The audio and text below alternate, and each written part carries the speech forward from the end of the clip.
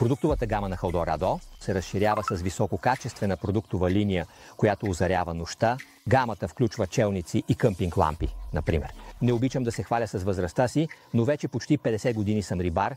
Цифрите са безпристрастни факти, но през това време натрупах такова количество опит, благодарение на който бързо мога да преценя кои са онези продукти, които наистина могат да ни бъдат от полза, които най-добре и най-лесно ни помагат да постигнем желаната цел. Отдавна мечтаях да интегрираме такива лампи в нашата продуктова гама, но просто не можах да намеря такъв производител, чието продукти да ме удовлетворяват напълно или които напълно да отговарят на моите цели и максималистични изисквания. И в същото време цената им да е конкурентна. За щастие, през изминалата година намерих този производител, който всъщност се занимава с производство на лампи повече от 20 години. Собственика, между другото, е алпинист, от което също може да се заключи какви максимални изисквания трябва да покриват лампите, които виждате тук, наред с други. Така че няма съмнение, че те могат да бъдат полезни и при риболов и успяхме да подберем от изключително богатата гама от продукти, точно онези, които напълно отговарят на нашите цели. Разбира се, може да възникне въпросът какво прави тези продукти по-добри от тези, които се намират във всеки спортен магазин, които се продават във всеки спортен магазин. Има 5 критерия, на които тези продукти задължително трябва да отговарят, иначе са неподходящи за тази цел. Първото и най-важно нещо е издръжливостта. А всички тези продукти трябва да издържат и на физически въздействия. Ще дам един прост пример. Ако изпуснем продукта или падне от главата ни върху паваш или бетон, не трябва да се счупи. Всяко едно тяло на лампата има много приятна на допир, но в същото време е изработено от изключително издръжлива и удароустойчива пластмаса. Разбира се, ако искаме умишлено, можем да повредим или счупим корпуса на лампата, ако наистина се постараем. Това е до някъде слабо място при всяка лампа, но въпреки това тази е по-здрава от средното и по-устойчива, но самото тяло на лампата е почти нечупливо. Вторият аспект е функционалността.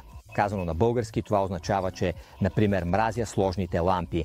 Много е хубаво, че лампата ми има 72 функции, но всъщност от какво имам нужда? Да свети добре и с такава яркост или в такъв цвят, както аз лично го предпочитам. Част от нашите лампи, между другото, разполагат с датчик за движение, така че могат да се активират и без да се натиска бутонът.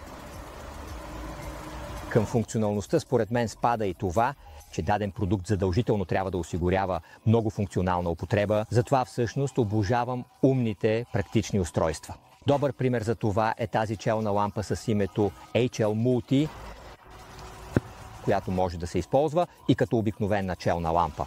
Ако я откача от магнитната и закопчалка, която между другото е ужасно здрава и държи много стабилно, сама никога няма да падне, само ако я сваля с достатъчно решителност.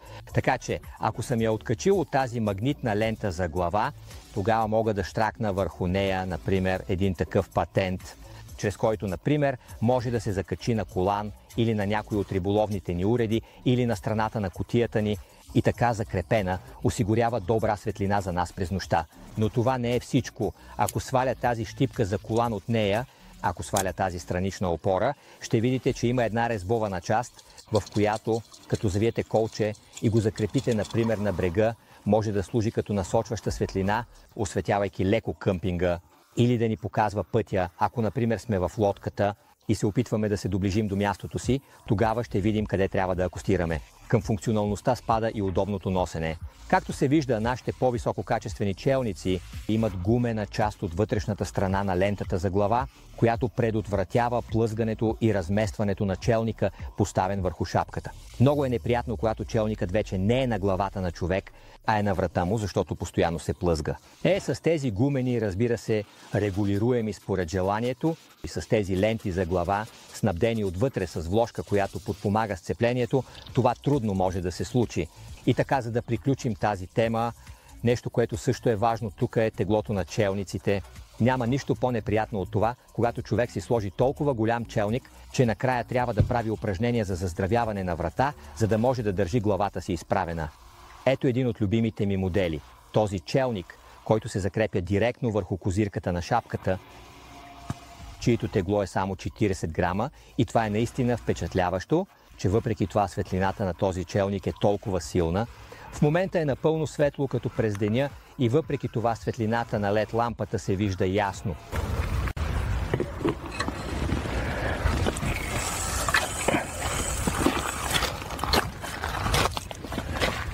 Тази ниска тежест е характерна и за останалите ни челници, тъй като, както се вижда, най-тежкият от тях е едва 116 грама. Третият аспект е водоустойчивостта, тъй като тези продукти се използват на открито, сред природата, на открито, където често може да завали дъжд или сутрин рано утринната мъгла може да покрие, да обгърне нашите устройства. Затова не е въпрос, че на този критерий тези продукти също трябва напълно да отговарят.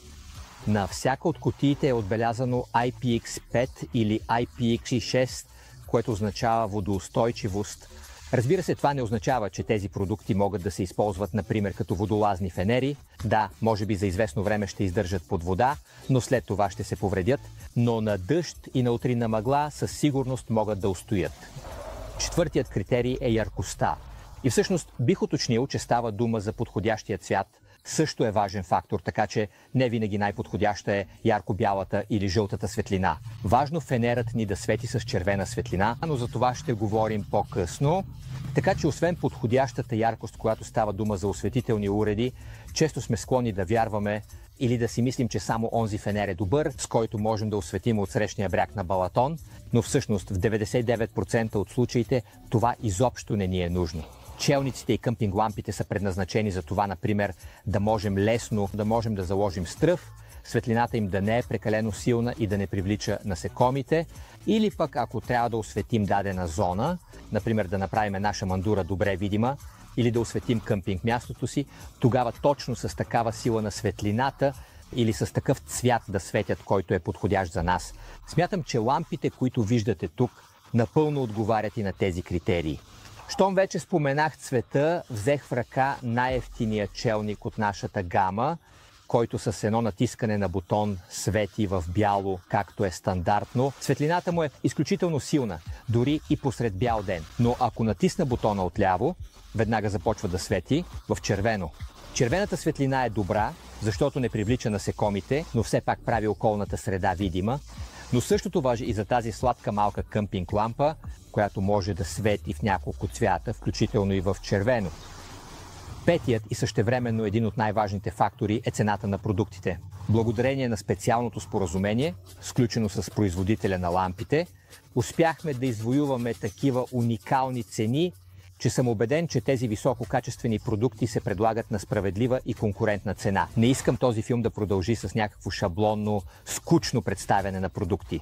Тези, които се интересуват от параметрите на продуктите тук, от техните характеристики, например, разбира се, могат да намерят цялата информация в нашия онлайн магазин, в продуктовите описания, в описателните текстове, както и в прикачените кратки видеа. Но за тези, които дори след всичко това все още са тук и гледат този кратък филм, на тях бих искал да представя няколко истински любопитни неща.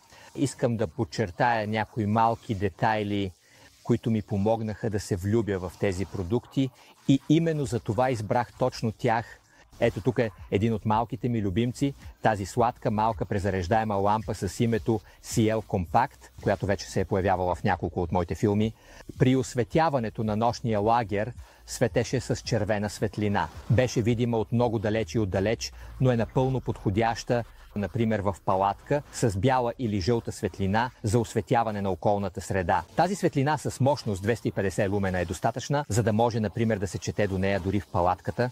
Ето тук е един от топ моделите в нашата гама, лампата с името PB Camp Gold, чиято една от особеностите е, че освен това осигурява достатъчно силна и многоцветна светлина на нашето къмпинг място или в палатката ни. Освен това разполага с капацитет от 9900 мАх, което ни дава възможност да заредим и изтощения си телефон. Така че може да се използва и като външна батерия, Powerbank, и се управлява с дистанционно. Върхът на външните лампи е лампата с името SL Garden, която е оборудвана с соларен панел и може да се зарежда сама. Разбира се, ако искаме, можем да я свалим и да я забудем в тревата, или като свалим тези удължителни метални стъбла, може да се закачи като лампа в палатка, но може да се използва и като настолна лампа. Така че е много практична и с множество различни функции. Може да се използва както на открито, така и на закрито, като същевременно. Повтаряйки се, ще кажа отново, че тази лампа може да се зарежда сама, така че захранването е напълно осигурено при всякакви обстоятелства. И сега ще ви покажа още една хитрост. Точно това всъщност даде окончателното решение и тласък, че това определено трябва да бъде интегрирано в нашето предлагане. Благодарение на този C-тип конектор, с който може да се зарежда лампата, разбира се, не само нашата лампа може да се зарежда, а и всяко електронно устройство, което има C-тип конектор, така че и телефонът ми може лесно да се зарежда благодарение на тази малка соларна клетка. Накрая оставих комплекта лампи, наречен Camp Lamp Set, който беше съставен специално според нашите изисквания. Обмислих какво би било, ако някой иска да вземе със себе си практично съставен комплект лампи. Кои са тези, от които със сигурност ще има нужда? Първото е челник, а второто, знаете, е къмпинг лампа, която може да се използва както на открито, така и на закрито. И нека има Powerbank, който същевременно е и изключително мощна лампа, с която, например, можем да осветим и далечната си шамандура. Тази лампа има капацитет от 11,500 мА и може да свети с 1500 лумена. Освен това, тя предлага 4 различни цветови температури и 4 нива на яркост.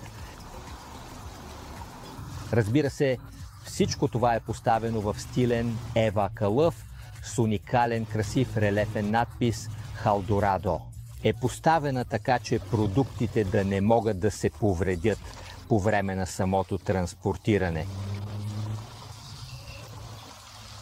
Според мен този малък комплект ще се побере във всяка раница или багаж на рибаря, може да го вземе със себе си и всичко необходимо за нощния риболов, или къмпингуването се намира на едно място.